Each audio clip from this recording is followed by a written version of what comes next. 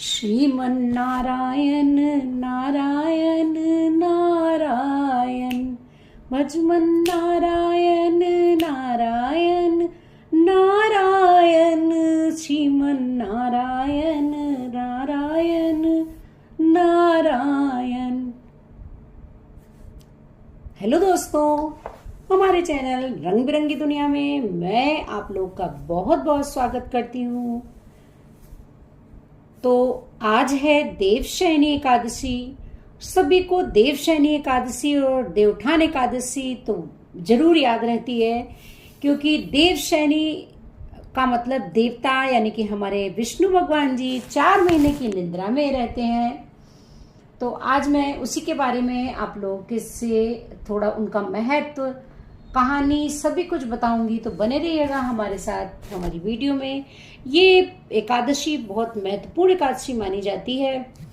देवशयनी एकादशी के दिन लोग भगवान श्री हरि विष्णु और माता लक्ष्मी की पूजा करते हैं। ऐसा मान्यता है कि जो साधक इस दिन कठिन व्रत का पालन करते हैं उन्हें सुख और शांति का आशीर्वाद प्राप्त होता है। इसके साथ ही उनके जीवन में खुशहाली आती है। देवशयनी एकादशी 2024 की 17 जुलाई यानी कि आज है। आषाढ़ महीने की शुक्ल पक्ष की एकादशी तिथि को भगवान विष्णु 4 महीने के लिए निद्रा में चले जाते हैं, इसलिए इस एकादशी को देवशयनी एकादशी कहा जाता है। इस बार देवशयनी एकादशी 17 जुलाई बुधवार को है। आपको बता दें कि देवशयनी एकादशी से देवउठान एकादशी तक का समय चतुर्मास कहलाता है। इस समय में कोई भी शुभ कार्य नहीं किए जाते हैं। इन दिनों सृष्टि का कार्यभार देवों के देव हमारे भोलेनाथ संभालते हैं। तो कहते हैं ना कि परिवार में भी एक ना एक व्यक्ति को आराम की जरूरत होती है, तो हमारे भगवान को क्यों नहीं। तो हमारे विष्णु भगवान अपना कार्यभार सावन के महीने में हमारे भोलेनाथ को देके जाते हैं। तो आगे आगे 4 महीने तक माता रानी भी आएगी, भोलेनाथ आएंगे, हमारे कन्हैया आएंगे, हमारे गणाधिपति गणेश जी का महीना होगा। फिर 15 दिन हमारे पूर्वजों के महीने होते हैं। तो इन 4 महीने हमारे भगवान जी भी आराम करते हैं। तो आइए बातों को आगे न बढ़ाते हुए अपनी वीडियो में आगे चलते हैं। यह मोक्ष की इच्छा रखने वाले मनुष्यों को इस एकादशी का व्रत करना चाहिए। देवशयनी एकादशी समस्त पापों का नाश करती है। देवशयनी एकादशी की कथा क्या है?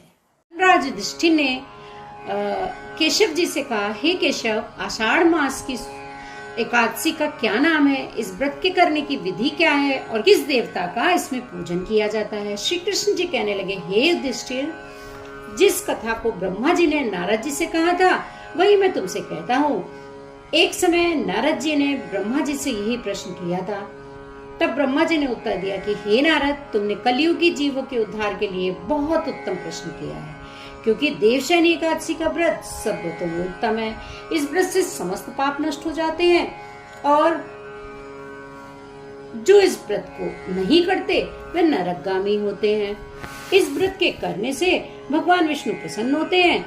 इस एकादशी का नाम पद्मा है। अब मैं तुमसे एक पौराणिक कथा कहता हूँ, तुम मन लगाकर सुनो। सूर्यवंश में मांधाता नाम का एक चक्रवर्ती राजा हुआ है, जो सत्यवादी और महान प्रतापी था।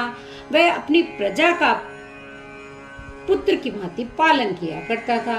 उसकी सारी प्रजा धन धान्य से भरपूर और सुखी थी। उसके राज्य में कभी अकाल नहीं पड़ता था। एक समय उस राजा के राज्य में 3 वर्ष तक वर्षा नहीं हुई और अकाल पड़ गया। प्रजा अन्न की कमी के कारण अत्यंत दुखी हुई। अन्न के ना होने से राज्य में यज्ञादि भी बंद हो गए। एक दिन प्रजा राजा के पास जाकर कहने लगी कि हे राजा, सारी प्रजा त्राही त्राही कर पुकार रही है, क्योंकि समस्त विश्व की सृष्टि का कारण ही वर्षा है। वर्षा के अभाव से अकाल पड़ गया और अकाल से प्रजा मर रही है। इसलिए हे राजन, कोई ऐसा उपाय बताइए जिससे प्रजा कष्ट से दूर हो जाए।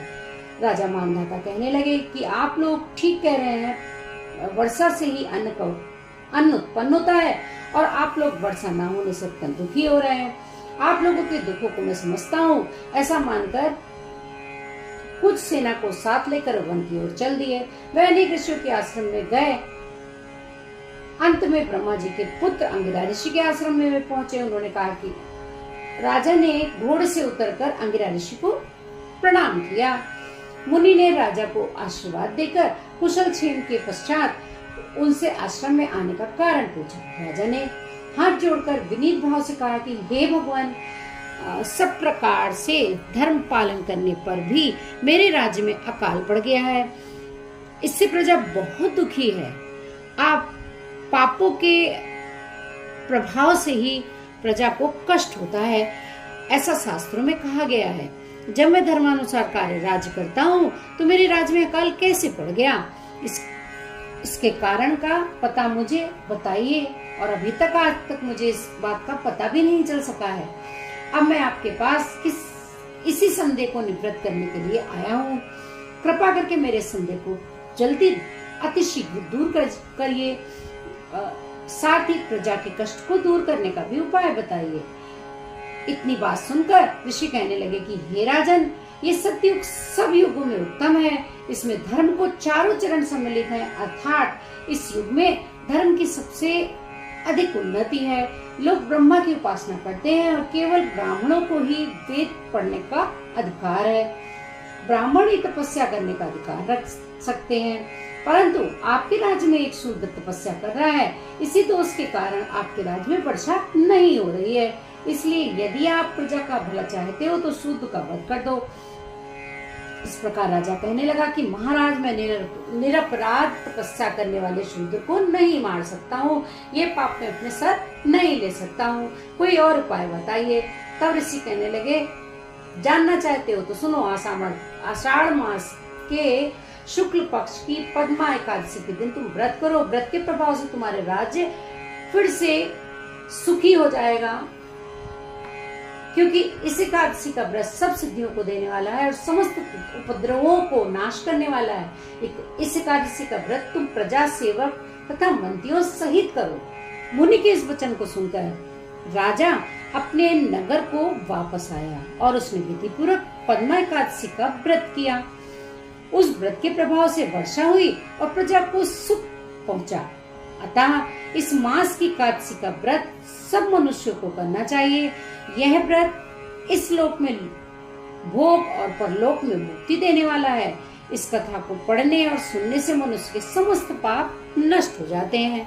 एकादशी व्रत जगत के पालनहार भगवान विष्णु को समर्पित है। साल में कुल 24 एकादशी होती हैं, जिन्हें अलग अलग नामों से जाना जाता है। आषाढ़ मास के शुक्ल पक्ष की एकादशी को देवशयनी एकादशी कहा जाता है।